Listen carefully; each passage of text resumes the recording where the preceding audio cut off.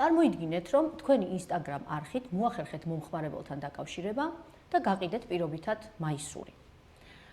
დღის ბოლოს ამ ადამიანს შეხვდით დელისის მეტროსთან და გადაეცით პროდუქტი. თანხა გადაგიხადათ ქეშით ან ჩაგირიცხათ ბარათზე. როგორ ფიქრობთ, ეს ელექტრონული კომერციის ოპერაციაა? მიუხედავად იმისა, რომ თქვენ პროდუქტი ონლაინ არხის მეშვეობით გაყიდეთ, ეს ტრანზაქცია ელექტრონული კომერციის ტრანზაქციად მაინც არ ჩაითვლება. E-commerce ოპერაციის მაიდენტიფიცირებელი არის ტრანზაქცია, რომელიც განახორციელა მომხმარებელმა პლასტიკური ბარათით ან საფულეთი და ამისთვის გამოიყენა თქვენი გაყიდვის არხში ჩაშენებული payment სისტემა. უნდა შევთანხმდეთ, რომ ელექტრონული კომერციის ბიზნესი არც მხოლოდ გაყიდვის არხია, არც მხოლოდ მარკეტინგი და არც საწყობის მართვა. ელექტრონული კომერციის ბიზნესის სტრუქტურა შედგება 4 ძირითადი ნაწილისგან და მნიშვნელოვანია, რომ ეს ნაწილები როგორც ცალკე, ასევე როგორც ერთობლივი სისტემა გამართულად ფუნქციონირებდნენ.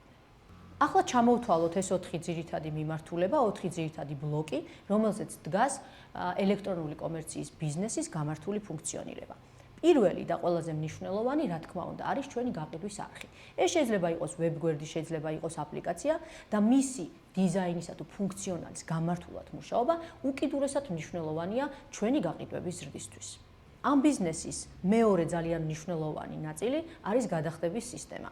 ეს არის ფინანსური ინსტიტუტის მიერ თქვენს გაყიდვის არხში ჩაშენებული გადახდის ფუნქციონალი, რომელიც შესაძლებლობას აძლევს მომხმარებელს ონლაინ შეიძინოს პროდუქტი თუ სერვისი და მნიშვნელოვანია, რომ ეს სისტემა აუცილებლად იყოს სანდო და თანამედროვე.